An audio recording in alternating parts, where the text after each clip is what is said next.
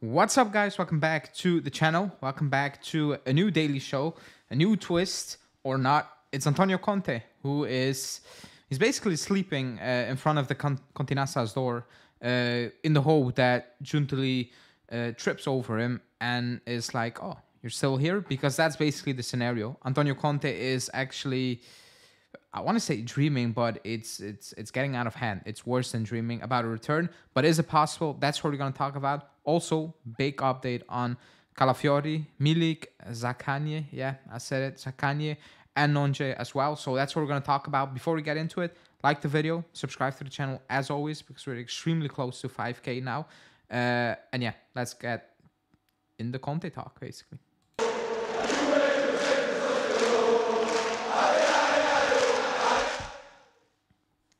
Okay, so I think the news is kind of out that Allegri is gone. And the funny thing is the media, who had absolutely no clue up to a couple of hours before last week's kickoff, have know all the information, which is funny. Even Fabrizio Romano, now he's saying, I've always said, and he never said. He said, my feeling is, and he never had anything.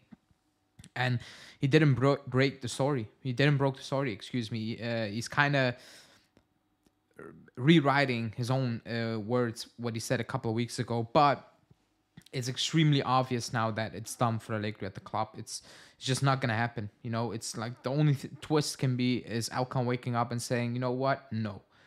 But at this moment in time, he said yes to Giuntoli. You figure it out, and it's Thiago Motta. But we were gonna talk about Motta in a little bit as well. But Antonio Conte, who out of the blue maybe has been linked heavily with Napoli, and the rumors are that, yeah, he's on the verge, or like if it was 0% a couple of weeks ago, it's 50% now that he's joining Napoli. However, he still wants to join Juve. He's been in close contact. Conte's waiting to understand the developments at Juve before giving a definitive answer to Napoli. He's been in contact with the club. He spoke well about the club lately. He's been seen at the club, the legend match. Like, usually you couldn't imagine that the last couple of years that he would be back at the stadium and all those things. It's not a secret that Antonio Conte wants to return at the club. That's no secret at all. And a lot of people are like, yeah, bring him in. We need him. We need that quote unquote mindset to bring him back into the team and build that up again. I get why people are saying that, but I think Giuntoli and even Alcon are like, this is not the right time. This is not the right time, because I think they want to take a shot. They want to take a shot with Motta and see, because they never really did that. In the past, they never, like, if they sign Motta, it's unlike anything they did in the past. And when I say that, because you might say Antonio Conte, in 2011, it's anything, like it's out of the blue. He was well known at the club. He was quote unquote a legend of the club. He was a very key player in past years, and it's not out of the blue. Also, we came from 2 7th place finishes. There was pressure, but we haven't been winning for there was a different type of pressure, because the pressure now is you won 9 in a row and you didn't win with Pirlo, and you didn't win 3 seasons with Allegri. That's 4 years now you didn't win, but you won 9 in a row. When Conte joined, it was from 2006 to then. It was a different vibe. The pressure was a bit different. New stadium. It was all about, yeah, let's see. Now the pressure is on, and I think the club wants to make an out-of-the-blue decision in terms of something they usually don't do with Thiago Motta, who has no links to the club at all. I know Allegri didn't, but Allegri won Scudetto with Milan. Has not won anything, and it's just, he's done well with Bologna. He has clear ideas. He improves players, and I think the club is like, okay, if we don't take this shot now, or we do not take this opportunity now, we're never going to do that. We're always going to be playing the safe game here. And I think that's why the club is very unlikely to hire Antonio Conte this summer, because I think they're like, okay, this is the moment. We have an opportunity to bring in Thiago Motta, which is completely different to what we've done in the past, and we need to jump on that. And if you go by the rumors, the latest rumors, it's all about, it's going to be him, It's going to be Antonio. It's not. Excuse me. It's going to be Thiago Motta, because He fits the profile or the idea the club wants to outline for the next couple of years, And I get the mindset idea with Conte. I fully get that. But I don't think we have the players to do that right now. I don't think we have that as well. When he came in, he still, like, he had a Buffon, he had a Del Piero, he brought in a Pirlo. We don't have that at the team. We don't have players that Conte can single out and say, you, and you. I'm going to speak directly to you, and you're going to basically translate what I'm trying to say to the guys every single day. That was what it was at that moment in time. We don't have that at the team at all. There's not a single player Antonio Conte will walk in and be like, you're going to transmit it. We need a different approach, and I think that's what the club is doing. Now, before I get into the transfer news, like I said, up to a couple of days, nobody knew anything. Now everything is out there on Monday. He's going to sign a pre-contract in a couple of days. He wants that, this, and this player. He's going to speak with the club. He's already in talks with Giuntoli to improve the team. I mean, it's too soon. Like, you still need to respect Bologna. You still need to respect yourself. You're not in the Champions League. Bologna are fighting for something historical. You need to respect that. You need to respect that. So there are no 1,000 stories out there. It's all about kind of clicks right now in terms of everybody is piling on, and stories are getting a bit out of the hand. But what's not getting out of hand is the transfer links. And one of them is from Giovanni Albanese, Fabrizio Romano, just name it. It's Calafiori. I think he is, well, it's very clear that he is the main guy, or he is, besides Anderson, who's a free transfer, he is the number one target in terms of that's the first guy the club wants to bring in. It's Calafiori. 1,000 rumors out there. Miretti, Fagioli in the deal. They like Junior. They like Nonge. They like a lot of players. They like Sule, whatever. 1,000 stories out there. But the only thing that's quote unquote real is that the club is pushing for Calafiori. That's what Romano is saying. The moment Anderson signs that pre-agreement, it's all on Calafiori. They know the fee. They know basically anything. It's all about, okay, striking a deal with Bologna, payments, maybe the fee as well, a little bit, they need to pay Basel a percentage, all those things. But Giovanni Albanese is saying that it's not just an idea. The player favors the move, and in initial discussions, talks have begun to bring the right offer on the table for Bologna, So that's basically it. That's what Romano said. He is the guy. He is the number one target at the back. And I don't want to make this about, he's going to replace Bremer and he's going to replace that. It's going to be one of those summers. We're going to sell. We're going to sign. I think we will come on and we will say, what are you doing? Oh, this is amazing. That's absolutely horrendous. But you can make a full assessment, in my opinion, at the end of the summer. Then you can sit back and you're like, okay, we have enough depth in certain positions, or, man, we have depth, but the starting positions are not good, and even the depth is not good. That you can only say at the summer, even at the back with Diallo and Rugani and Danilo and Gatti. Like, if you tell me we're going to sign Calafiori, we're going to stay like this. You get Calafiori, but we're going to sell Bremer. I have a big issue.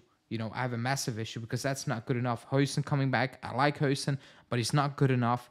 Or like he's not ready-made now to take on that pressure and go into Europe and play competitive football for quote-unquote the Scudetto, or be competitive in the league. Like, you're asking too much. You're asking Diallo, who hasn't played a single minute for us. You ask Calafiori coming into a new team. You ask Huijsen to come into a new team, basically.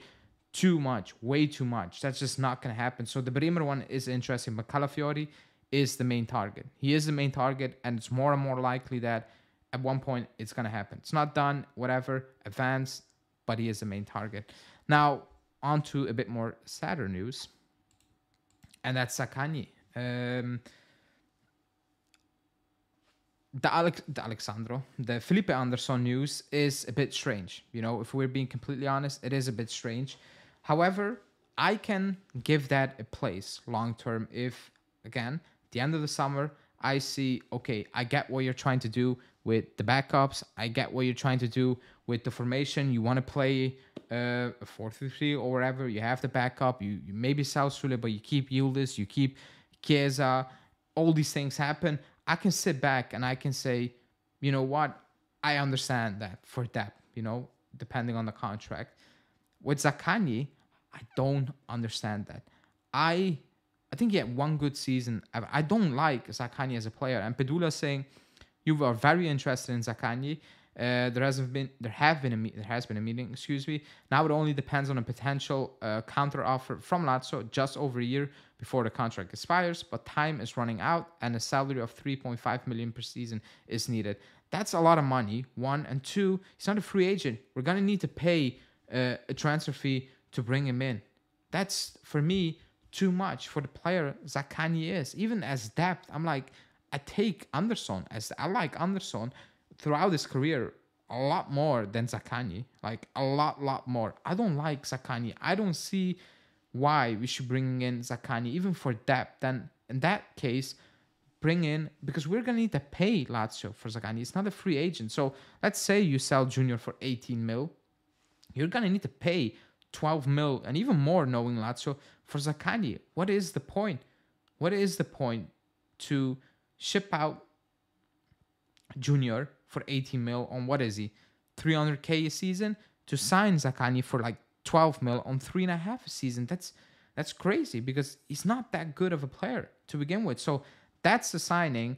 I will not wait to judge until the end of the summer. I will say it now. I don't want Zakani. I don't want him near the club at any given time. I just don't like the player. I never did. I never got why people were hyped about him. At one point, just had a good patch, I guess. But like, it's weird. It's a weird one, and that's a very worrying link, in my opinion. That's an extremely worrying link. That being said, we move on to the Milik news. Also from Tuttosport, saying that Juve expected more from Milik. That's why if the right offer comes along, it could be sold in the summer. Now, I need to defend Milik a little bit.